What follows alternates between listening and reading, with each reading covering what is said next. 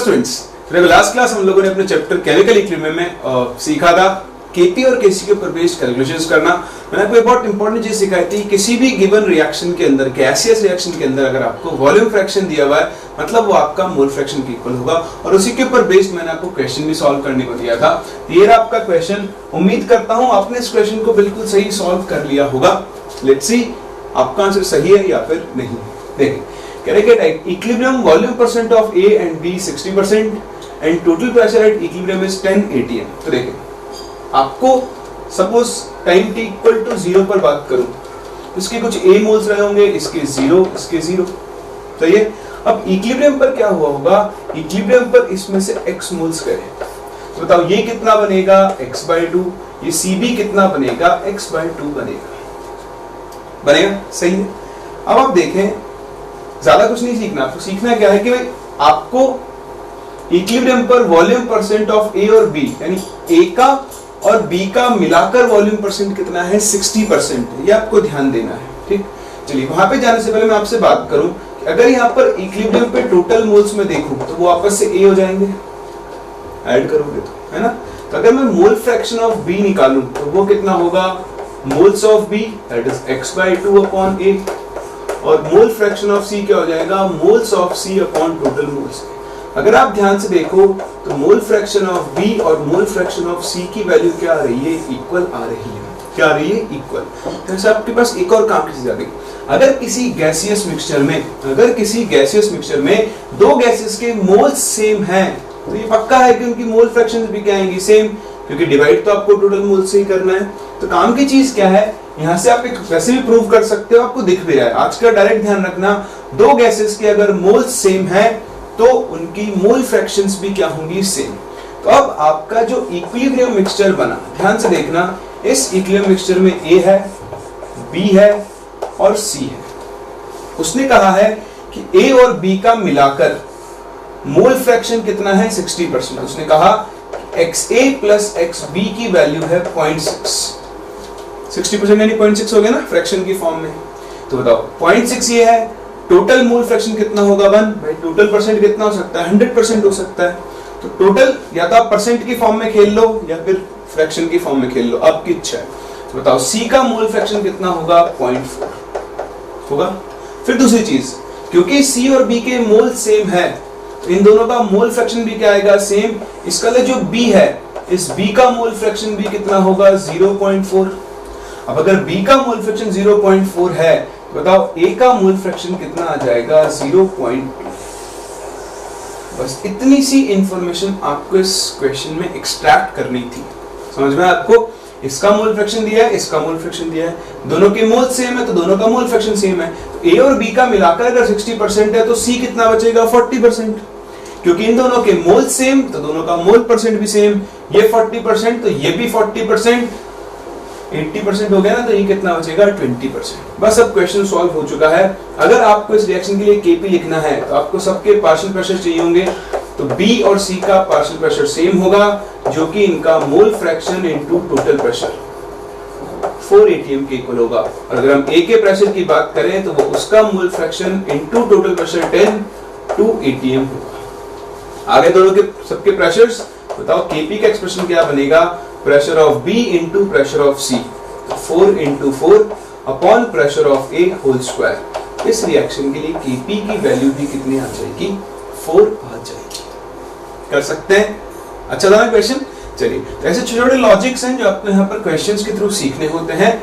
ये आपको मैंने इसीलिए होमवर्क दिया था ताकि आप इसके अंदर दिमाग लगा सकें। चलिए, बहुत अच्छी बात। अब हम बढ़ रहे हैं आगे अपने अगले टॉपिक के ऊपर। देखिए क्या है अपना अगला टॉपिक। अभी तक हमने जो भी इक्विलिब्रियम के क्वेश्चंस वगैरह कैलकुलेट करने सीखे हैं उनमें हम लोग मोल्स, मोल फ्रैक्शन इन्हीं से डील कर रहे हैं। अब कई बार गैसियस रिएक्शंस के लिए आपको मोल्स की जगह क्या यूज करना होता है, प्रेशर यूज करना होता है। तो आप चाहे तो इसे हेडिंग डाल सकते हो बना के, यूज ऑफ प्रेशर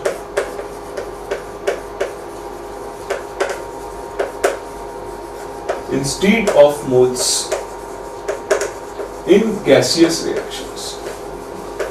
तो देखिए यहां से एक और नई कैटेगरी ऑफ क्वेश्चंस आपके सामने बनना शुरू हो जाएगी जैसे ही आप इस टॉपिक को कवर करोगे। देखें हम बात करते हैं पीवी इक्वल टू एनआरटी से।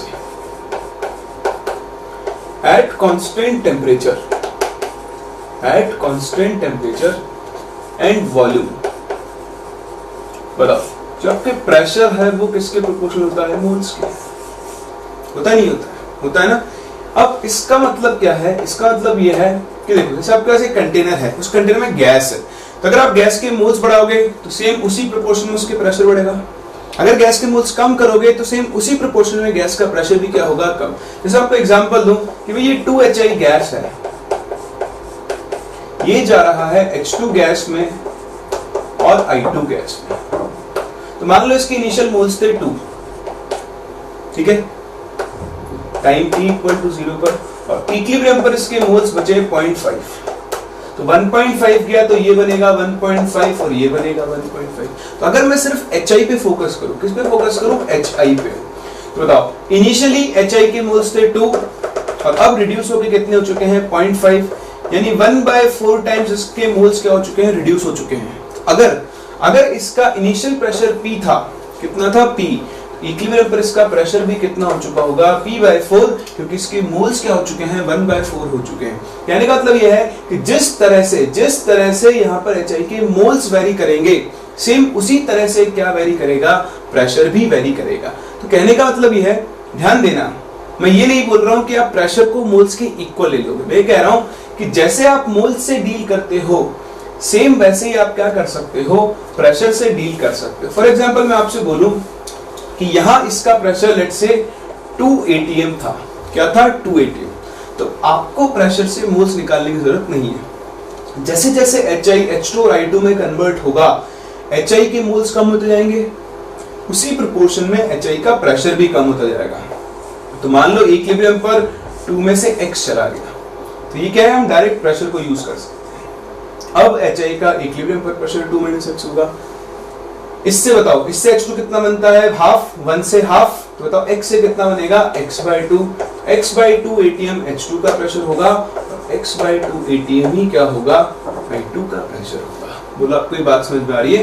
तो ये स्टेटमेंट यहाँ पे पहुंचना था, एक स्टेटमेंट लिखें, that is pressure of gas can be treated in the same way as its moles। तो जैसे आप गैस के मोल्स को यूज कर सकते हो, सेम उसी तरीके से आपको क्या करना है? गैस के प्रेशर को यूज करना है। अब आपके पास एक नई कैटेगरी ऑफ क्वेश्चन है, इसमें आपको मोल्स वोल्स नहीं देगा, वो बोलेगा कि शुरुआत में गैस का प्रेशर इतना था, इक्विलिब्रियम पर इतना हो गया है, Kp बताओ, Kc बताओ, या प्रेशर दे देगा, Kp दे देगा, बोलेगा इक्विलिब्रियम पर अलग अलग गैसेस के प्रेशर्स बताओ। तो वो क्वेश्चन तो करने से आपको आएंगे। आओ स्टार्ट करते हैं उस कैटेगरी के साथ। आप इसे कॉपी कर लें फटाफट से, फिर हम शुरू करते हैं अपनी अगली कैटेगरी ऑफ क्वेश्चन के साथ, जो कि इंपॉर्टेंट है। करें शुरू? चलिए, तो देखें ये आपका पहला क्वेश्चन इसी कंसेप्ट के ऊपर बेस्ड जो मैंने आपको जस्ट अभी सिखाया है। देखिए क्या है आपका क्वेश्चन। क्वेश्चन इज कि आपको एक रिएक्शन दी हुई है, 2AB3 gas gives AB2 gas plus half B2 gas. ठीक है, कह रहा है if the initial pressure of AB3 is 800 torr and the total pressure at equilibrium is 900 torr। देखो टाइम t इक्वल टू 0 पर आपको इसका प्रेशर दिया हुआ है 800 torr। ठीक है, थोड़ा यूनिट्स पे भी ध्यान रखना, यूनिट्स अपने को सेम रखनी होंगी। और दूसरा कह रहा है इक्विलिब्रियम पे टोटल प्रेशर है 900 torr। तो देखो जब से शुरू हुआ है तो ये दोनों जीरो रहे होंगे। इक्विलिब्रियम पर क्या होगा? मान लो इसमें से कुछ अमाउंट चला गया, इसका प्रेशर बचा 800 - x, उसके 2 मोल से बनता है 1, इसके x से ये कितना बनेगा? x/2 torr। सही ना? 2 से बनता है हाफ, 1 से बनेगा 1/4, तो x से कितना बनेगा? x/4 torr। तो अगर मैं इक्विलिब्रियम पर टोटल प्रेशर देखूं तो वो कितना होगा? 800 - x plus x/2 plus x/4 and this should be equal to 900 होना चाहिए। ध्यान से देखना, एक में से आधा गया तो माइनस आधा बचेगा, मतलब -x/2, और माइनस एक्स बाई टू में एक्स बाई 4 और ऐड कर दिया आपने, ये बन जाएगा 800 minus x by 4 is equals to 900। ये आप ऐसा देख सकते हो 0.5, 0.25, 0.75, 1 में से 0.75 गया तो 0.25 ही बचेगा। इसको इधर ले आओ, इसको इधर ले आओ, तो आपको x की वैल्यू मिल जाएगी 400। जैसे ही x 400 मिल गया, आपको सबका प्रेशर मिल गया। बताओ इसका प्रेशर कितना हो जाएगा, वही 400 टोर। इसका प्रेशर कितना हो जाएगा, 200 टोर। और बताओ इसका इक्विलिब्रियम पर प्रेशर कितना हो जाएगा, 100 टोर। हो गया क्वेश्चन सॉल्व। आपको इसके लिए केपी लिखना है। बताओ केपी का एक्सप्रेशन क्या बनेगा, प्रेशर ऑफ AB2 इनटू, ये मत भूलना, प्रेशर ऑफ B2 की पावर हाफ यानी इसका square root divided by pressure of AB3 whole square. चलिए जी रखें वैल्यूज। तो प्रेशर ऑफ AB2 कितना हो गया, 200 into root over 100 divided by 400 का होल स्क्वायर। सही है। देखो रूट 10 ये हो गया, ये बनेगा 2000, तो 2 into 10 to the power 3 upon 4 का square 16 into 10 to the power 4। तो ये इसको 8 टाइम उड़ाएगा। आपको केपी की वैल्यू कितनी मिल गई, 1/80। और आप चाहो तो यूनिट भी लिख सकते हो, ये बनेगा 80 टू द पावर 3/2 अपॉन 2 ऊपर गया -4 -1/2 80 टू द पावर -1/2।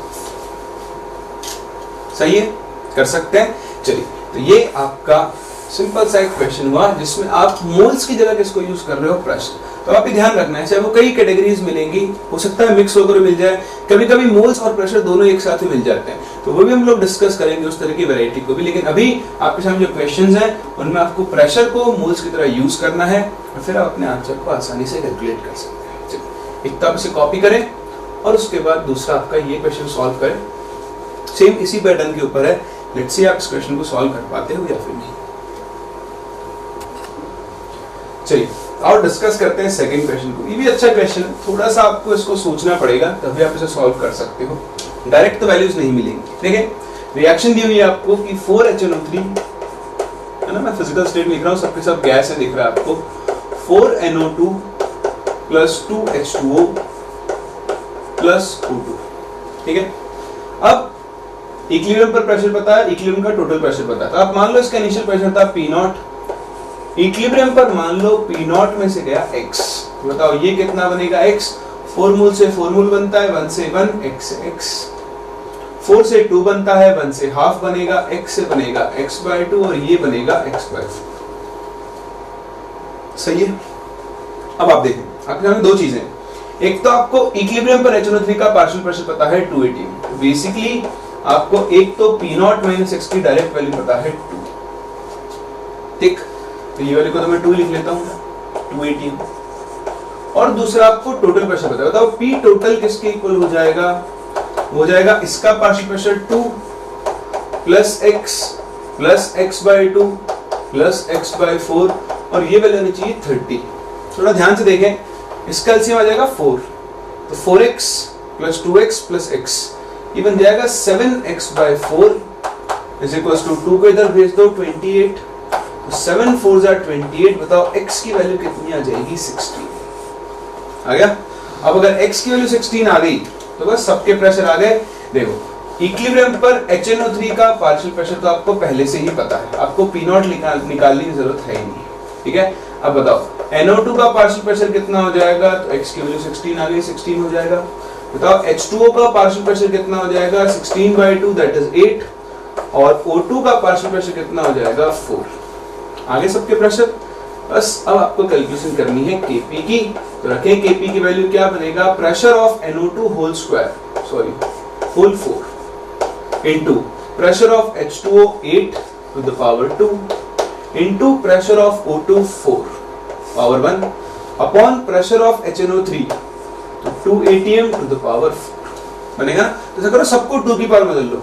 16 क्या होता है, 2 टू द पावर 4, 4 इंटू 4 हो जाएगा 16, ये तो बन गया 2 to the power 16, 2 to the power 3 तो ये बन जाएगा 2 टू द पावर 6, ये बन गया 2 to the power 2 upon 2 to the power 4। तो देखिए 16 प्लस 6 22, 22 प्लस 2 24, 24 में से 4 गया तो आपको आंसर मिल जाएगा 2 टू द पावर 20। कर सकते हो ना। और उसके अलावा आपको यूनिट बतानी है तो एटीएम की power delta N g, 421 7 - 4 ATM cube, ये आपके केपी की यूनिट होगी। कर सकते हो। चलिए, तो ये आपके दो सिंपल इलस्ट्रेशंस थे जो कि प्रेशर को यूज करते हैं। ऐसे ही क्वेश्चंस आपको और डीपीपीएस के अंदर मिलेंगे, तो उनको आप सॉल्व करना, फिर हम लोग उनको डिस्कस करेंगे अगर आपसे वो नहीं होते हैं तो। वैसे मुझे पूरी उम्मीद है कि आप उन क्वेश्चंस को आसानी से सॉल्व कर लेंगे। चलिए जी, अब देखें, आपको शायद रिकॉल करें अगर तो लास्ट लेक्चर में मैंने बताया था कि इक्विलिब्रियम कांस्टेंट को कैलकुलेट करने के दो मेथड होते हैं। एक होता है मोल मेथड, जो हमने अभी तक सीखा, तब जो भी कुछ कर रहे थे सब मोल मेथड था, मैंने आपको उसको यूज करना सिखाया। अब उससे भी इंपॉर्टेंट आपके पास होता है डिग्री ऑफ डिसोसिएशन मेथड, जो यहाँ पर आपके मैक्सिमम टाइम्स काम आने वाला है। आए बढ़ते हैं आगे और डिस्कस करते हैं degree of dissociation method.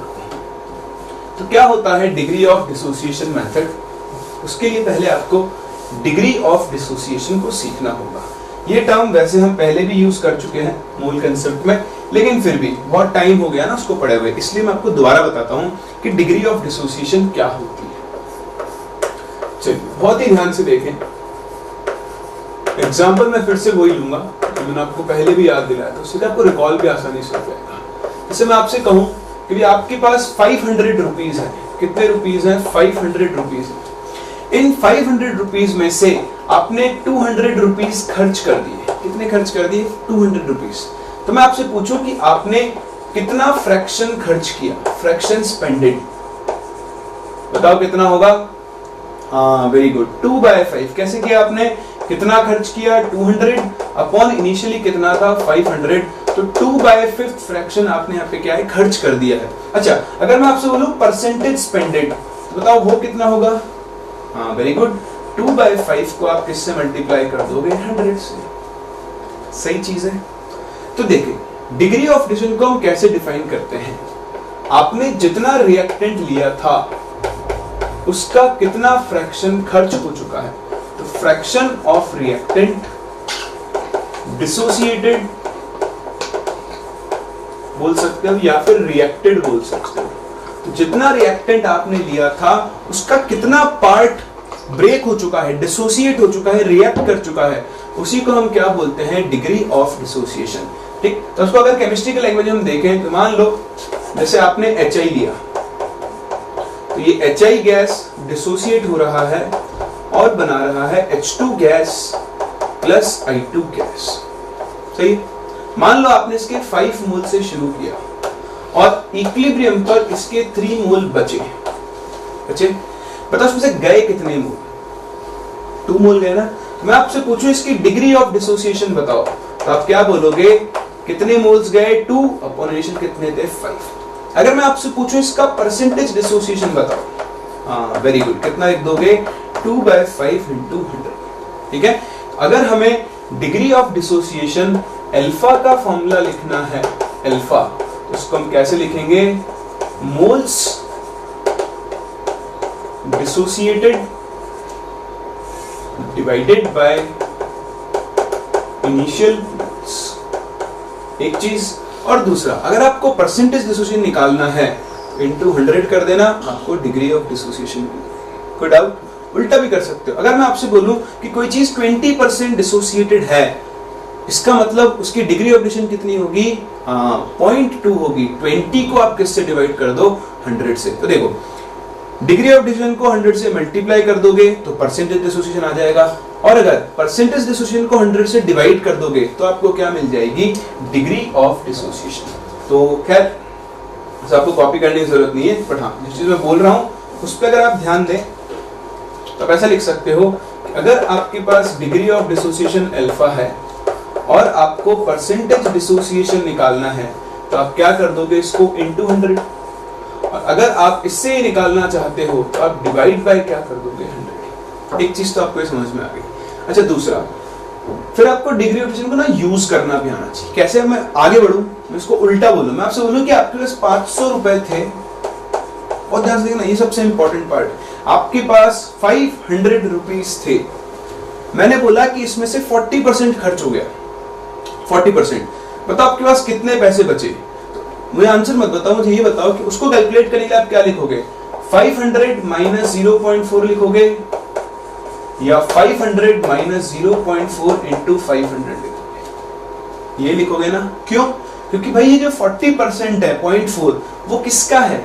Initial amount का ही है ना। तो अगर मैं देखूं यहाँ पे तो इनिशियल अमाउंट था सॉरी ये अल्फा है और ये आपका इनिशियल अमाउंट है। ये समझ में आ रहा ना आपको? आपके पास 500 रुपए थे, 40% खर्च हो गए, मतलब 200 खर्च हो गए, तो आपके बचेंगे कितने? 300 रुपए बचेंगे। सही है। चलिए ध्यान रखना, इसी को भी हम आगे यूज करने वाले। तो अगर मेरे पास कोई रिएक्शन है, क्या है?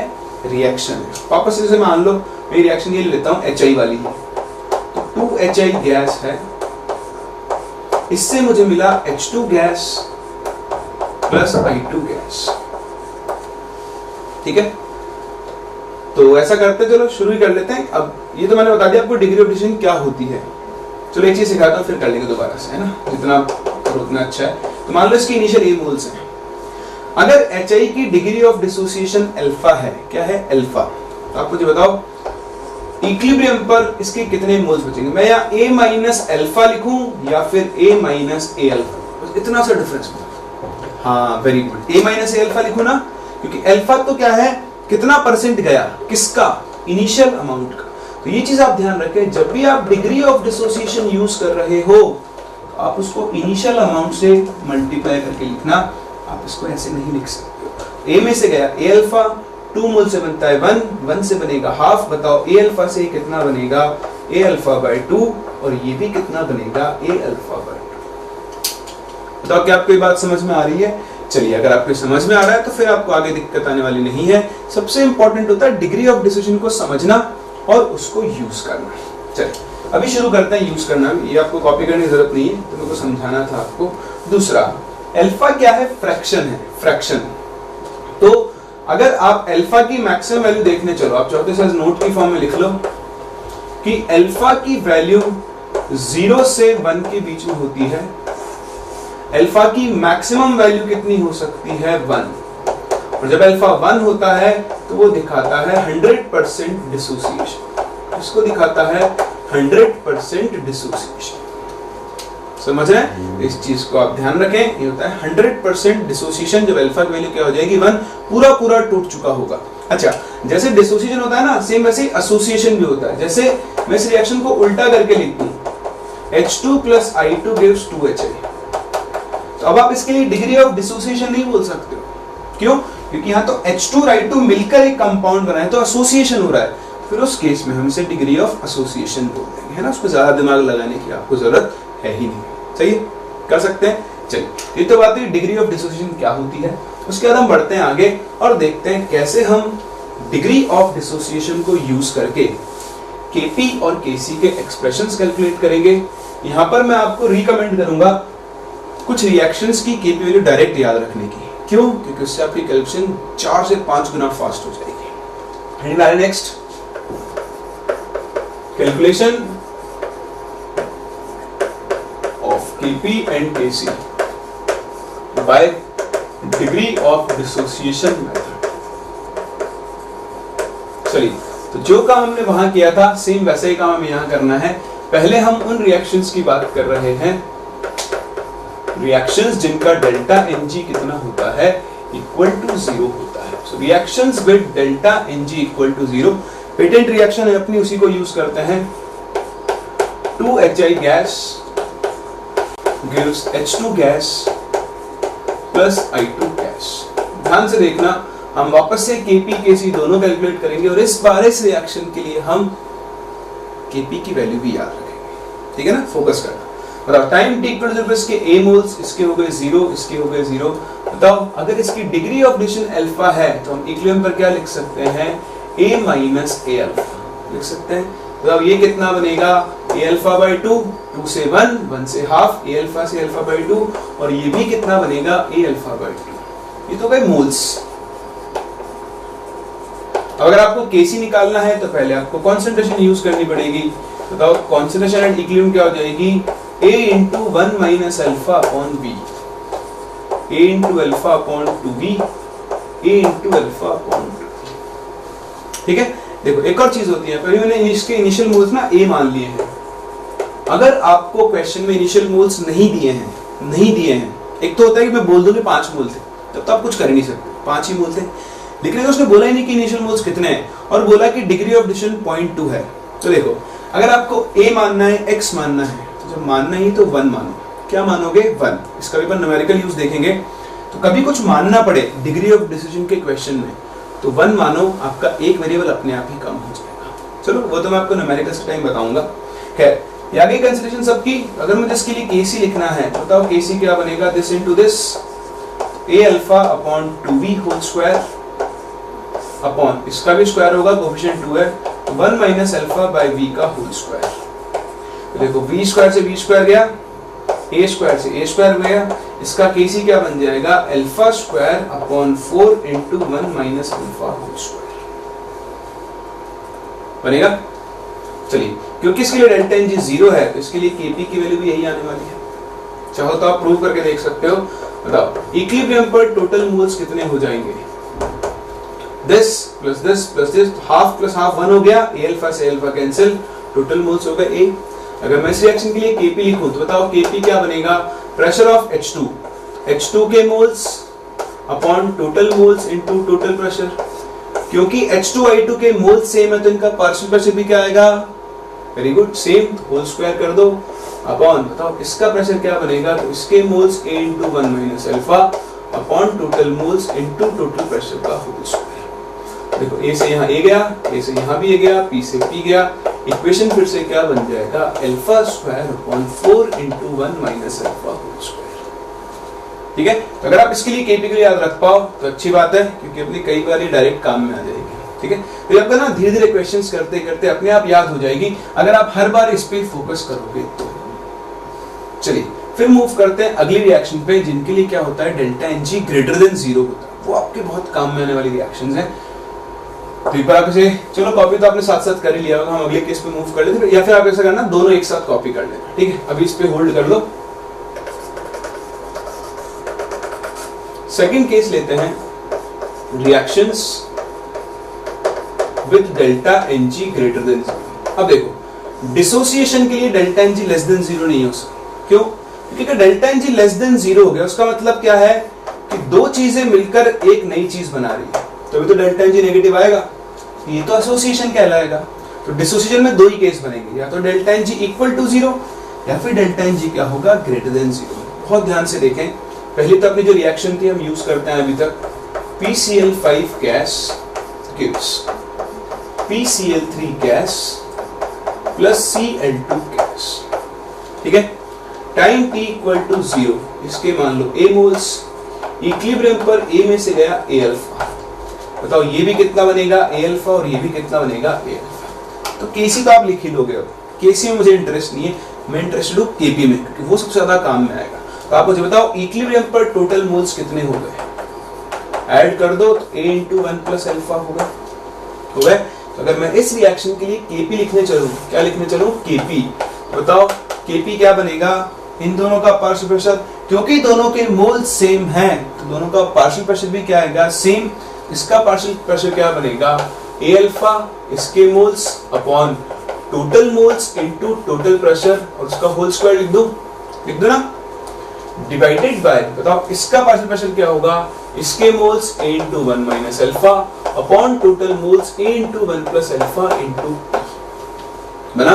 बताओ केपी के लिए यहाँ क्या बनेगी? देखो, a से गया a से गया a, p स्क्वायर से एक p चला जाएगा, 1 प्लस अल्फा से एक 1 प्लस अल्फा का स्क्वायर चला जाएगा। ध्यान से देखना, ये बनेगा alpha square p upon 1 minus alpha square, क्योंकि देखो 1 plus alpha into 1 minus alpha, a plus b into a minus b क्या बनता है? a square minus b square. तो इंपॉर्टेंट है इस तरह की रिएक्शन की, जहां पर एक सब्सटेंस टूटकर दो अलग अलग सब्सटेंस बना रहा है, मतलब बेसिकली PCl5 रिएक्शन वाली रिएक्शन के लिए आप तो Kp रट लो।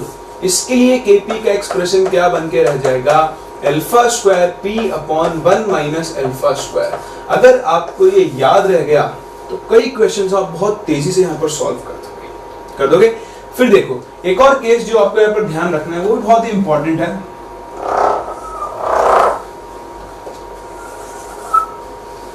इसी का दूसरा पार्ट, जैसे मैं रिएक्शन ले लूं ये कि N2O4 गैस है और ये टूटकर 2NO2 गैस बना है। देखो इस रिएक्शन का डेल्टा Ng भी 1 है, इसका भी 1 है, उसका भी 1 है, ठीक है। इन दोनों रिएक्शंस का Kp आपके बहुत ज्यादा काम में आता है, इसीलिए मैं आपको इनको याद रखने को कह रहा हूं। बताओ टाइम t इक्वल टू 0 पर ये होगा A, ये होगा 0, तो इक्विलिब्रियम पर क्या होगा, A में से जाएगा A अल्फा, 1 से 2, तो बताओ A अल्फा से कितना मोल बनेगा, 2A अल्फा बनेगा। फिर से देखो, बताओ यहाँ इक्विलिब्रियम के टोटल मोल्स कितने होंगे, कितने होंगे, ऐड करो तो वो बन जाएंगे A इंटू 1 प्लस अल्फा। बन गया?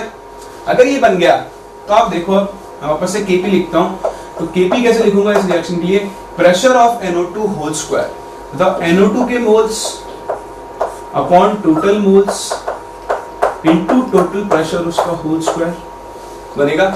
This divided by pressure of N2O4 क्या बनेगा, N2O4 के moles upon total moles into total pressure. बस आप देखते चलो, जो याद रखना है, क्योंकि प्रोसेस तो मैंने आपको सिखाई दिया है। अब इक्वेशन क्या बन के आएगा, देखो A से गया A से गया A, P से P का स्क्वायर कैंसिल, एक 1 प्लस अल्फा से एक 1 प्लस अल्फा कैंसिल, तो 2 अल्फा का स्क्वायर तो बनेगा 4 alpha square P upon 1 minus alpha square. यानी अगर आपके पास रिएक्शन ऐसी है जिसके लिए डेल्टा Ng 1 है, लेकिन एक पार्टिकल दो सेम पार्टिकल्स में ब्रेक हो रहा है, तो Kp का एक्सप्रेशन क्या बन जाएगा, 4 alpha square P upon 1 minus alpha square.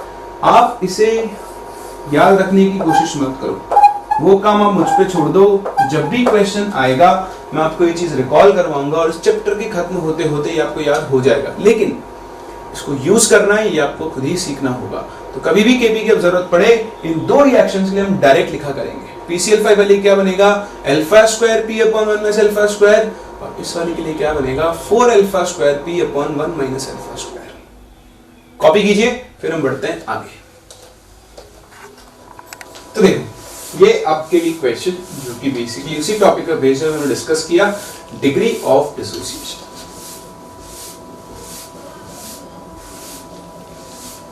देखिए क्या क्वेश्चन है, क्वेश्चन है कि आपको N2O4 दिया हुआ है 2NO2 में, तो degree of dissociation of N2O4 at 1.5 atm and 25 degree Celsius. कुछ गायब, एक सेकंड करेक्ट करते हैं, कितनी दी हुई है, मिसप्रिंट हो गया ये। तो देखिए ये करेक्शन है इस क्वेश्चन में, आपको अल्फा इसका दिया हुआ है 0.25। ठीक, बहुत अच्छा क्वेश्चन है, दो कंसेप्ट आपको सीखने को मिलेंगे। Calculate Kp and also calculate degree of dissociation if total pressure is 10 atm। देखो जब प्रेशर 1.5 atm है तब डिग्री ऑफ डिसोसिएशन दी हुई है 0.25, और जब प्रेशर 10 atm है तो आपसे नई डिग्री ऑफ डिसोसिएशन पूछी है। ध्यान से देखना क्वेश्चन को, पहला पार्ट हम इसका सॉल्व करते हैं। तो रिएक्शन आपको दी हुई है N2O4 gas gives 2NO2 gas. अब आप देखें जो मैंने आपको थोड़ी देर पहले सिखाया, इस रिएक्शन के लिए अगर आपको Kp याद है तो जब तक लोग यहाँ पर लिखना सीखेंगे तब तक आप इस क्वेश्चन को सॉल्व कर चुके हो। ये देखिए हो गया, अल्फा दिया हुआ है 0.25 यानी 1/4, तो 4 into 1/4 whole square into pressure है 1.5 अपॉन 1 माइनस 1/4 होल स्क्वायर यानी 1/16। ठीक है, तो देखो ये बनेगा 16 माइनस 1/15/16, ये 1/16 से 1/16 गया, 15 से गया 0.1, तो बताओ इस रिएक्शन के लिए Kp की वैल्यू कितनी आ गई, 0.1। एक चीज यूनिट बन जाएगी atm, 0.4 atm, डेल्टा Ng की वैल्यू 1 हो गया ना क्वेश्चन सॉल्व। तो ये चीज है, अगर आपको ये याद है तो क्या होगा, बहुत फास्ट हो जाओगे, बहुत फास्ट। याद नहीं तो फिर आपको थोड़ा मैनिपुलेट करना पड़ेगा, वो खैर हम कर सकते हैं, कोई बड़ी बात नहीं है। अच्छा दूसरा पार्ट क्या कह रहा है, ये देखो आप, ये कह रहा है कि जब इसका प्रेशर 1.5 atm था तब इसकी डिग्री ऑफ डिसोसिएशन थी 1/4। अब कह रहा है कि अगर इस सिस्टम पे प्रेशर 10 atm कर दिया जाए तो बताओ इसकी डिग्री ऑफ डिसोसिएशन कितनी होगी। तो यहाँ कोई डायरेक्ट रिलेशन नहीं होता है ना, ऐसा नहीं है कि आप P प्रोपोर्शनल टू अल्फा लिख दोगे। देखो जब आप प्रेशर बदलोगे तो इक्विलिब्रियम डिस्टर्ब होता है, जब इक्विलिब्रियम डिस्टर्ब होता है तो ये वापस से रीएस्टैब्लिश होता है, ये भी अपन आगे चल के भी पढ़ेंगे। तो अगर आप प्रेशर बदलते हो तो डिग्री ऑफ डिसोसिएशन क्या होगी, चेंज। लेकिन क्या चीज चेंज नहीं होगी, वो है आपका इक्विलिब्रियम कांस्टेंट। याद करो वो नोट जो मैंने बहुत स्ट्रेस देकर आपको लिखवाया था कि किसी भी रिएक्शन के लिए इक्विलिब्रियम कांस्टेंट यानी Kp और Kc सिर्फ हाँ टेम्परेचर पे डिपेंड करते हैं। तो टेम्परेचर तो आपने बदला नहीं, क्या बदला है? प्रेशर। तो बदल दो, प्रेशर बदला है तो भी Kp की वैल्यू चेंज नहीं होगी, यानी Kp1 Kp2 के इक्वल होगा। अब बताओ Kp1 किसके इक्वल होगा? 4α1 square P1 upon 1 minus α1 square is equals to 4α2 square P2 upon 1 minus α2 square. तो ये वैल्यू तो आपने निकाली है, चाहो तो आप वैसे 0.4 रख के सॉल्व कर लो। भाई Kp की value 0.4 is equals to 4 into α2 आपको निकालना है, नया प्रेशर है 10 अपॉन 1 माइनस α2 स्क्वायर होगा। देखो 4 से गया 4, इसको मल्टीप्लाई कर दो इधर, तो क्या बन जाएगा? 0.1 minus 0.1 α2 square is equals to 10 α2 square. ये बन जाएगा 11 α2 स्क्वायर इज इक्वल्स टू 0.1, α2 के लिए बन जाएगी रूट ओवर 0.1 बाय 11। इसको सॉल्व करके हम अपनी नई डिग्री ऑफ डिसोसिएशन कैलकुलेट कर सकते हैं। तो फिर से एक और नया डायमेंशन आ चुका है क्वेश्चंस में, जो आपसे कई बार यूज करवाया जा सकता है।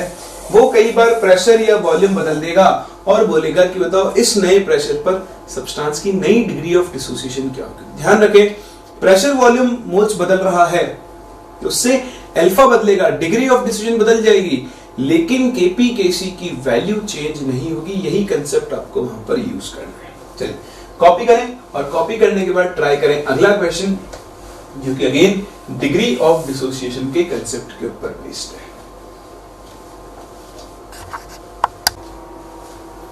हो गया? चलिए आसान सा क्वेश्चन है, आई होप आपने बिल्कुल प्यार से इस क्वेश्चन को सॉल्व कर दिया होगा। क्या है देखो, 2NOBr 33.33% डिसोसिएटेड है। तो देखो अल्फा की वैल्यू होगी 1/3, ठीक है। टोटल प्रेशर दिया हुआ है 0.88 और Kp निकालना। कर लोगे क्वेश्चन साहब ना? चलो एक बार थोड़ा सा आउटलाइन कर लेते हैं। वैसे तो इस क्वेश्चन में कुछ है नहीं। 2NO gas plus Br2 gas, है ना। देखो अब फिजिकल स्टेट से थोड़ा ध्यान रखा करो, अभी तो सब गैस ही है। तो मान लो ये 1 था, 1 में से गया अल्फा। अच्छा मैं आपको सिखाया था ना एक चीज, वो यहाँ काम में लेते हैं। चलो देखो मोल्स नहीं दिए ना इनिशियल कुछ भी, तो आप फिर क्या करो 1 मान लो, ए भी मान सकते हो चाहो तो, पर 1 मानो। अब देखो 1 में से क्या 1/3, 2 से 2 बनता है, 1 से 1/3 बनेगा, 2 से 1, 1 से हाफ, 1 से बनेगा 1/6, ठीक है। तो आप टोटल मोल्स निकाल लो, आपको टोटल मोल्स मिल जाएंगे। तो एक काम करो आप तो अल्फा के टर्म्स में खेल लो भी, तो ये 1 माइनस अल्फा, ये अल्फा और ये बनेगा अल्फा/2। जो फाइनल टोटल मोल्स बन जाएंगे वो 1 प्लस अल्फा/2। फिर आप इसके लिए Kp का एक्सप्रेशन लिखोगे और वहां पर अल्फा और टोटल प्रेशर की वैल्यू लगते हैं। ये क्वेश्चन आप कर सकते हो, मुझे लगता है इसके अंदर आपको कोई दिक्कत आएगी। ये हुआ अल्फा डिग्री ऑफ डिसोसिएशन को यूज करके क्या कैलकुलेट करना, अलग अलग रिएक्शंस के लिए Kp और Kc की वैल्यूज कैलकुलेट करना। चलिए तो अब बस ये है कि आपको क्वेश्चन के अंदर देखो, पिछला जो पार्ट था उसमें आप मोल्स यूज करते थे, इस वाले पार्ट में आपको डिग्री ऑफ डिसोसिएशन यूज करनी है। अब बाकी तो देखो क्वेश्चन की लैंग्वेज है और उसके अंदर से आपको एक्सट्रैक्ट करके इंफॉर्मेशन को अपनी अप्रोच लगानी है। तो उसकी प्रैक्टिस के लिए आपके पास डीपीपी है ही, उन डीपीपीज को आप सॉल्व करें, वहां से आप अलग अलग टेक्निक सीखोगे जो इन क्वेश्चंस के अंदर आपसे यूज करवाई जा सकती है। चलिए मैं बढ़ रहा हूं आगे, हम स्टार्ट करने जा रहे हैं एक और बड़ा ही important topic, that is calculation of degree of dissociation alpha by vapour density measurement. ये भी एक बड़ा इंपॉर्टेंट टॉपिक है। यहां पर एक टाइप ऑफ फॉर्मूला बनेगा, वो फॉर्मूला स्टैंडर्ड है, मतलब उसके क्वेश्चन उसी टाइप के होंगे। और हाँ वो क्या होता है, क्लिक नहीं करता है कि उसको फॉर्मूले को यूज करना है, इसलिए पार्ट बड़ा इंपॉर्टेंट होता है। बहुत ही ध्यान से देखें कैसे हम डिग्री ऑफ डिसोसिएशन कैलकुलेट कर सकते हैं बाय वेपर डेंसिटी मेजरमेंट। ध्यान से देखना, मेरे पास कोई एक रिएक्शन है, लेट्स से मैं यही रिएक्शन लेता हूं PCl5 वाली, ठीक है। तो ये PCl5 टूटकर क्या बना रहा है, PCl3 gas plus Cl2 gas. सही है, लिख सकता हूं। ये काम करो, इसको भी आप ऐसे हटा दो, हम एक जनरल रिएक्शन लेते हैं क्योंकि हम डिसोसिएशन की बात कर रहे हैं। मान लो आपके पास एक सब्सटेंस है A और ये सब्सटेंस डिसोसिएट हो रहा है N पार्टिकल्स में, यानी इसके एक मोल से प्रोडक्ट्स के टोटल मिलाकर कितने मोल्स बन रहे हैं, N मोल्स बन रहे हैं, ठीक है। तो टाइम t = 0 पर मान लो इसके A मोल्स थे, ये था 0, और जब आप इक्विलिब्रियम पर आ चुके होंगे तो मान लो इक्विलिब्रियम पर इसकी डिग्री ऑफ डिसोसिएशन है अल्फा। बताओ ए में से ये तो कितना जा चुका होगा, ए अल्फा। 1 से बन रहा है n, बताओ ए अल्फा से कितना बनेगा, n a अल्फा। ये सही है। चलिए अब थोड़ा प्रोसेस को समझने की कोशिश करें। जब आपने रिएक्शन शुरू की थी तो आपके पास ए की सब्सटेंस था ए, ये भी गैस है, ये भी गैस है ना, हम होमोजेनियस गैसेस रिएक्शन की बात कर रहे हैं यहाँ पर। तो ये गैस, मान लो इस गैस का ए का मोलर मास है कुछ 80 और ये बी का जो मोलर मास है वो मान लेते हैं कुछ 40 है, ठीक है। बताओ टाइम t इक्वल टू 0 पर सिर्फ और सिर्फ कौन प्रेजेंट था, ए।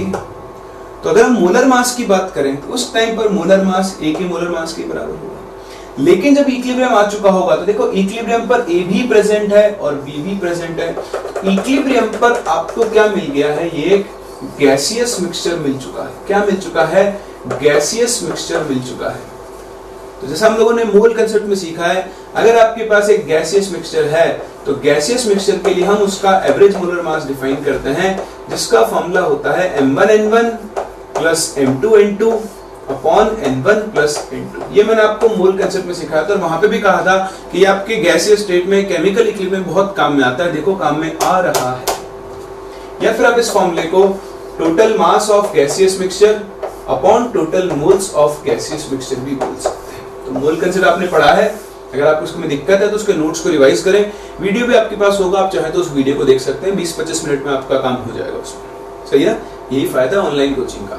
अभी आप ऑफलाइन कोचिंग हो ना, अगर कहीं पढ़ रहे हो तो वहां मास्टर जाके बोलो कि सर ये वापस पढ़ा दो। हाँ सही बात है, कोई नहीं, आपके पास पावर है, power of online coaching. Don't underestimate the power of. खैर मिल गया मिक्सचर। तो मैं कहना क्या चाह रहा हूं कि जैसे जैसे रिएक्शन प्रोसीड करती है मोलर मास चेंज होता है। इनिशियली ए था, ये जो इनिशियल मोलर मास है इसको हम लोग थ्योरेटिकल और नॉर्मल मोलर मास बोलते हैं। क्या बोलते हैं, थ्योरेटिकल या फिर नॉर्मल मोलर मास बोलते हैं। लेकिन जब इक्विलिब्रियम आ चुका होगा तो इक्विलिब्रियम पर एक गैसियस मिक्सचर बनेगा और इस गैसियस मिक्सचर का जो मोलर मास होता है उसे हम एक्सपेरिमेंटल या फिर ऑब्जर्व्ड या फिर एबनॉर्मल मोलर मास बोलते हैं। क्या बोलते हैं, एबनॉर्मल मोलर मास बोलते हैं। तो थ्योरेटिकल मोलर मास और एबनॉर्मल मोलर मास को कंपेयर करके हम डिग्री ऑफ डिसोसिएशन कैलकुलेट कर सकते हैं। क्या कैलकुलेट कर सकते हैं, डिग्री ऑफ डिसोसिएशन कैलकुलेट कर सकते हैं। कैसे, आओ बताता हूं मैं आपको, ध्यान देना। बताओ इक्विलिब्रियम पर टोटल मोल्स कितने हो चुके हैं, n टोटल कितने हो गए। तो यहां से ऐड कर दो, इन दोनों को ऐड करोगे तो बन जाएगा 1 प्लस n-1 इंटू अल्फा। देखो a minus A alpha plus n a alpha होगा। और बताओ इनिशियल मोल्स कितने थे, a थे। चलिए नंबर ऑफ मोल्स का अगर मैं आपसे फॉर्मूला सीखूं, अगर तो मैं एक फॉर्मूला डेराइव कर रहा हूं, आप एक डेरिवेशन को देखें समझें, फाइनली आपको फॉर्मूला याद रखना है, फिर उसको हमको यूज करना सीखेंगे। तो नंबर ऑफ मोल्स का सिंपल सा फॉर्मूला होता है that is mass divided by substance का मोलर मास। सही। तो अगर मैं इस रिएक्शन में देखूं, देखो किसी भी रिएक्शन में टोटल मास तो हमेशा क्या रहता है, कंजर्व रहता है ना। तो हम यहाँ पर क्या करते हैं, एक तो इनिशियल मोल्स कंपेयर कर लेते हैं, एक इक्विलिब्रियम पर मोल्स को कंपेयर कर लेते हैं। तो सबसे पहली चीज तो आप लिखें, सिंस मास रिमेन्स कंजर्व्ड। ये चलो इस चीज को बाद में लिख लेंगे, अभी तो हम लिखते हैं, इसको यूज करते हैं इनिशियल मोल्स। बताओ इनिशियल मोल्स अगर हम निकालेंगे Ni तो वो किसके इक्वल होंगे, initial mass upon initial molar mass, है ना। चाहो तो आप इनिशियल लिख लो यहां पर भी। इसको मैं m थ्योरेटिकल बोल रहा हूं, यानी जब रिएक्शन में आपने सब्सटेंस लिया था A, तो इसका जो मोलर मास है वही इनिशियल मोलर मास है, उसे हम m थ्योरेटिकल लिख रहे हैं। चलिए फिर हम बात करें moles at equilibrium. Moles at equilibrium, तो बताओ मोल्स एट इक्विलिब्रियम किसके इक्वल होंगे, mass at equilibrium divided by molar mass of gaseous mixture at equilibrium, जिसे आप m मिक्सचर बोल सकते हो या फिर m ऑब्जर्व्ड भी बोल सकते हैं। अब आप देखो, इसको मैं WI लिख रहा हूं और इसको W इक्विलिब्रियम लिख रहा हूं। तो अब आप एक चीज ऐड कर सकते हो कि सिंस मास रिमेन्स कंजर्व। एक रिएक्शन में मास कभी भी चेंज नहीं होता है, चेंज क्या होता है, मोल्स। तो सिंस मास रिमेन्स कंजर्व, बताओ W इनिशियल W इक्विलिब्रियम के इक्वल होगा या नहीं होगा?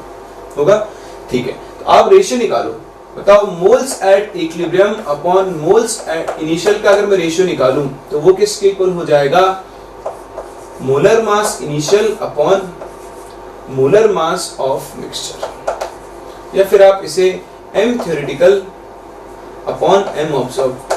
देखो इसको इससे डिवाइड करो तो mass upon molar mass, mass upon molar mass, mass upon molar mass, mass से मास कैंसिल, तो थ्योरेटिकल मास आ जाएगा ऊपर, ऑब्जर्व आ जाएगा नीचे, आएगा ना। अच्छा तो इक्विलिब्रियम पर टोटल मोल्स कितने हैं, ये रहे A into 1 plus n minus 1 into alpha. बताओ इनिशियल मोल्स कितने थे, A से cancel, this will be equal to क्या बन जाएगा, ये बन जाएगा M theoretical upon M observe. और ध्यान से देखना, इस 1 को इधर भेज दो, इसे 1 को इधर भेजोगे, बताओ n माइनस 1 अल्फा की वैल्यू किसके इक्वल बन जाएगी, वैल्यू बन जाएगी M theoretical minus M observed upon M observed के, होगा ना। जैसे यहाँ -1 इधर आया तो एलसीएम लग के ऊपर जाएगा, पूरा इक्वेशन ये बन जाएगा, कर सकते हैं। यहां से अगर हम अल्फा की वैल्यू निकालें, बताओ अल्फा की वैल्यू क्या बन जाएगी, M theoretical minus M observed upon n minus 1 into M observed. Very very very important formula जो आपके बहुत जगह काम आ सकता है और बहुत ज्यादा यूज आ सकता है अगर आपको ये क्लिक कर जाए तो। क्वेश्चन में अगर आपसे कभी भी ये बोल दे कि जो इक्विलिब्रियम मिक्सचर है उसका मोलर मास बताओ, या इक्विलिब्रियम मिक्सचर का मोलर मास लेके आपसे वेपर डेंसिटी पूछ ले, तो ये इक्वेशन आपके दिमाग में क्लिक करना चाहिए। दिस इज वेरी इंपॉर्टेंट, एक लाइन में आप क्वेश्चन को सॉल्व कर दोगे अगर आपको पता लग गया कि आपको ये फॉर्म यूज करना है, कर सकते हो। अच्छा एक और चीज, कभी कभी आपको मोलर मास नहीं देकर ना क्या देगा, वेपर डेंसिटी देगा। क्या देगा, वेपर डेंसिटी। तो आप एक बार से कॉपी करो, तो इसको हम वेपर डेंसिटी के फॉर्म में भी कन्वर्ट कर लेते हैं क्योंकि मेरे पास जगह खत्म हो गई थी। कॉपी करें फिर हम इसको आगे डिस्कस करते हैं। तो देखिए इसी फॉर्मूले को हम कन्वर्ट करते हैं दूसरे फॉर्म में, फिर मैं आपको इसको यूज करना सिखाता हूं कि कैसे हम इस फॉर्मूले को यूज करके क्वेश्चंस को सॉल्व किया करें। बहुत ध्यान से देखना, बहुत आसान है ये, बस आपको याद रहना चाहिए। तो हमने भी प्रूव किया कि अल्फा इज इक्वल्स टू क्या बनेगा, M theoretical minus M observed upon M observed into n minus 1। यहाँ पर n क्या होता है मैं आपको बता चुका हूं, n is moles of product formed by the dissociation of 1 mole substance। ठीक है, एक चीज तो ये, दूसरा ये हम लोगों ने मोल का जो पढ़ा था, ये तो आपको इस तरह से आता है कि किसी भी सब्सटेंस के लिए मोलर मास जो होता है वो 2 इंटू इसकी वेपर डेंसिटी होता है। क्या होता है, वेपर डेंसिटी। अब आप देखो अगर आप यहाँ से M थ्योरेटिकल लिखना चाहो तो M थ्योरेटिकल क्या लिख सकते हो, 2 into D theoretical. Capital D हम किसको डिनोट कर रहे हैं, वेपर डेंसिटी को।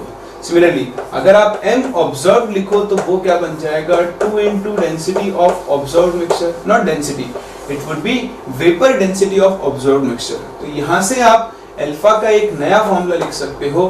देखो इसके लिए लिखोगे 2 into vapour density, 2 into vapour density, 2 into vapour density, तो 2 2 कैंसिल। फाइनल इक्वेशन क्या बनेगा, D theoretical minus D observed upon D observed into n minus 1। या फिर कई जगह आपको फॉर्म ऐसा लिखा मिलेगा D minus small d upon small d into n minus 1। कैसे भी याद रख लो, यहाँ पर capital D theoretical vapour density है और स्मॉल d क्या है, ऑब्जर्व्ड या फिर एक्सपेरिमेंटल वेपर डेंसिटी है। तो ये इक्वेशन आपको याद रहा तो आप बड़ी आसानी से इस क्वेश्चन को क्या कर सकते हो, सॉल्व कर सकते हो। मैं आपको एक और छोटी सी ट्रिक बताऊं ताकि आप इसमें गलती नहीं करो। आपको ना हमेशा क्वेश्चन में एक डेंसिटी देगा और एक पूछेगा, ठीक है, वो कैसे निकालते हैं आपको बताऊंगा, पर एक बड़ी वैल्यू आएगी एक छोटी वैल्यू, तो उसको याद भी कैसे रख सकते हो, बड़ा D मतलब बड़ी वैल्यू और छोटा d मतलब छोटी वैल्यू। सिमिलरली m थ्योरेटिकल बड़ा आएगा और m ऑब्जर्व्ड क्या आएगा आपका छोटा आएगा। क्यों आएगा अभी बता देता हूं। देखो एक टूटकर क्या बना रहा है, n पार्टिकल्स में ब्रेक हो रहा है, n के लिए 1 से बड़ी होगी। तो देखो थोड़ा सा लॉजिकल है, ध्यान से देखना। एवरेज मोलर मास जो होता है वो होता है total mass upon total moles, ठीक है ना। तो जब आपने रिएक्शन शुरू की थी तो आपके पास 1 मोल था, जब इक्विलिब्रियम पर आओगे तो बढ़ के 1 से ज्यादा मोल हो चुके होंगे। तो क्योंकि टोटल नंबर ऑफ मोल्स बढ़ रहे हैं, बताओ जो आपका मोलर मास होगा वो क्या हो रहा होगा, डिक्रीज हो रहा होगा। इसलिए किसी भी डिसोसिएशन रिएक्शन में जो मोलर मास की वैल्यू होती है वो डिक्रीज होती है। इसलिए m ऑब्जर्व्ड हमेशा m थ्योरेटिकल से छोटा आएगा और d ऑब्जर्व्ड हमेशा थ्योरेटिकल वेपर डेंसिटी से क्या आएगी, कम आएगी। अब देखो मैं आपको इसको ना यूज करना चाहता हूँ, बहुत आसान है। एक बार आपको फॉर्मूला समझ में आ गया, देखो यूज करना कितना आसान है। जैसे PCl5 टूटा किसके अंदर, PCl3 प्लस Cl2 में, तो पहली चीज n की वैल्यू हो गई 2, इसके 1 मोल से टोटल 2 मोल बन रहा है, ठीक है। दूसरा theoretical molar mass, theoretical molar mass जो टूट रहा है उसका मोलर मास। तो अगर मैं m थ्योरेटिकल की वैल्यू देखूं तो वो आएगी 208.5 जो कि इसका मोलर मास होता है। या फिर आप वेपर डेंसिटी भी निकाल सकते हो, दैट वुड बी 104.25, आधा इसका। एक आपको ऑब्जर्व्ड मोलर मास दिया गया होगा, मान लो जैसे मैं बोल दूं इस मिक्सचर का ऑब्जर्व्ड मोलर मास आया 90.5, ऐसे दे रहा हूं वैल्यू, है ना। तो ये थ्योरेटिकल, ये ऑब्जर्व्ड वैल्यू, यहां से आप क्या निकाल सकते हो इसका अल्फा, कैसे, m theoretical which is 208.5 minus observed upon observed into 2 minus 1। इसी तरह आपको एक वेपर डेंसिटी देगा, तो आप क्या करो, जो वेपर डेंसिटी दी है, मान लो वेपर डेंसिटी दी 45 आपको मैंने ऐसे, तो ये तो गई ऑब्जर्व्ड। एक इसकी निकाल लो 104.5, ये थ्योरेटिकल, तो थ्योरेटिकल माइनस ऑब्जर्व्ड वैल्यू रख दो, आपको यहाँ पर अल्फा की वैल्यू मिल जाएगी। कर सकते हैं ना। चलिए तो अब रियल क्वेश्चन करते हैं इसका और देखते हैं कैसे इस कंसेप्ट को हम लोग यूज कर सकते हैं। देखें ये है क्वेश्चन, फॉर्मूले आपने लिख लिए होंगे।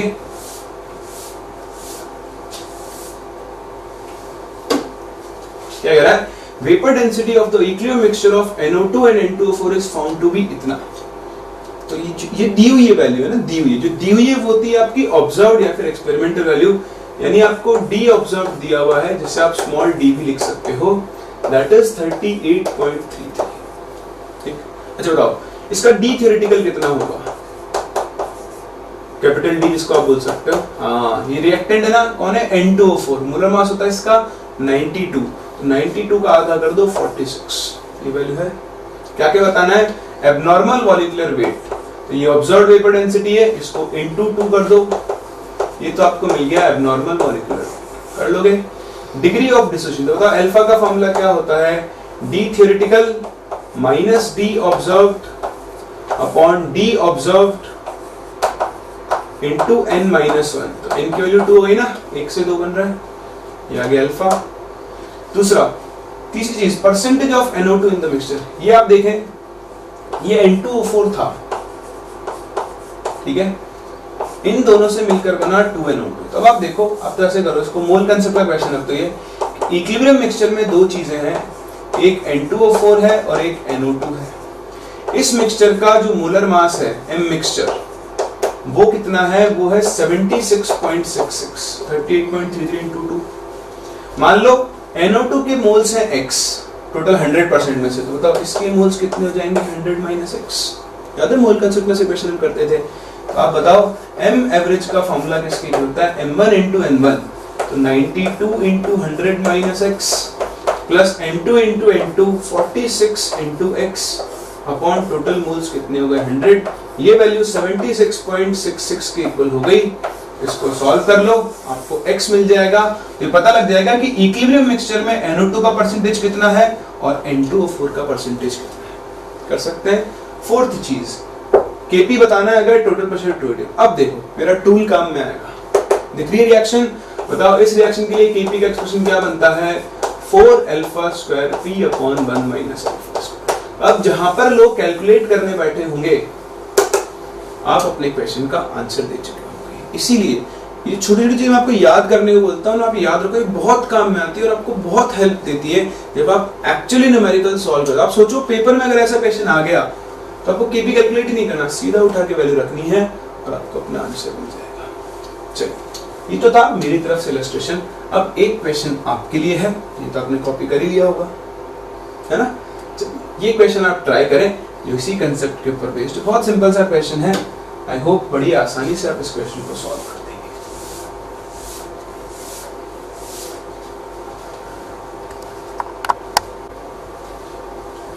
मिस्टेक हो गई ना, चलो समझ में आ गया होगा आपको, ये 2 नहीं होगा, यहाँ पे फिर से मिसप्रिंट हो गया है। क्या सिंपल सा क्वेश्चन है, अल्फा दिया है, vapour density of equilibrium mixture पूछ रहा है, आपको सिर्फ और सिर्फ फॉर्मूला लगाना है। तो देखो इस क्वेश्चन में करने का कुछ नहीं है, अगर आपको फॉर्मूला याद है तो क्या है formula, alpha is equals to D theoretical minus D observed upon D observed into n-1। Alpha है 0.4, बताओ थ्योरेटिकल वेपर डेंसिटी, तो PCl5 का molar mass upon 2 104.25 minus D upon D into n-2 निकाल सकते हो। बस यहाँ से वैल्यू मिल गई, आपको अपना आंसर मिल गया। अच्छा, कई बार मैं आपको n की वैल्यू में कंफ्यूजन हो सकता है, इसमें रिएक्शन लिखूंगे, SO3 gas gives SO2 gas plus half O2। बताओ आप n की वैल्यू कितनी लोगे, देखो 1 मोल से कितना बन रहा है, 1 प्लस हाफ 1.5। इस रिएक्शन के लिए n की वैल्यू कितनी हो जाएगी, 1.5। ऐसा कोई जरूरी नहीं है कि n की वैल्यू हमेशा इंटीजर आए, आपको तो देखना है कि 1 मोल रिएक्टेंट से टोटल कितना प्रोडक्ट फॉर्म हो रहा है। कर सकते हैं। चलिए, तो ये था आपका डिग्री ऑफ डिसोसिएशन मेथड, और ये एक तरीका कि हम इक्विलिब्रियम मिक्सचर की वेपर डेंसिटी को मेजर करके भी रिएक्शन की डिग्री ऑफ डिसोसिएशन निकाल सकते हैं। तो इसमें ज्यादा कुछ है नहीं, ये है कि आपको क्लिक करना चाहिए कि आपको ये फॉर्मूला यूज करना है। चलिए, आज का लेक्चर हम लोग यहीं पे खत्म करने जा रहे हैं, क्योंकि आज मैंने आपको डिग्री ऑफ डिसोसिएशन यूज करना सिखा दिया है। अब आप इसके ना ऑलमोस्ट सारे न्यूमेरिकल्स कर सकते हो। तो हमने देखा कि डिग्री ऑफ डिसोसिएशन क्या होती है, डिग्री ऑफ डिसोसिएशन यूज कैसे करते हैं, और उसके ऊपर बेस्ड केपी और केसी के इक्वेशंस।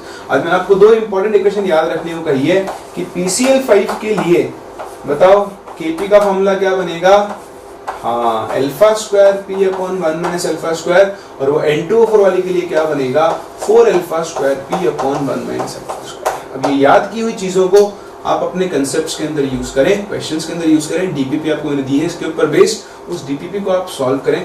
नेक्स्ट क्लास हम यहाँ से आगे बढ़ेंगे, हम लोग एक और टॉपिक पढ़ेंगे, that is significance of value of equilibrium constant. कि आप जितनी देर से ये केपी केसी निकाल रहे हैं, इनकी वैल्यूज हम कैसे, इनकी जो वैल्यू आएगी, कभी कभी वैल्यू बहुत कम आती है, कभी कभी वैल्यू बहुत ज्यादा, उसका सिग्निफिकेंस क्या है, उसका न्यूमेरिकल यूज क्या है, और उसके बाद हम आगे बढ़ेंगे। आपको एक और नया टॉपिक पढ़ाऊंगा, that is reaction quotient. Reaction quotient क्या होता है और कैसे वो काम करता है। तो मिलते हैं नेक्स्ट लेक्चर, और यहाँ से आगे कंटिन्यू।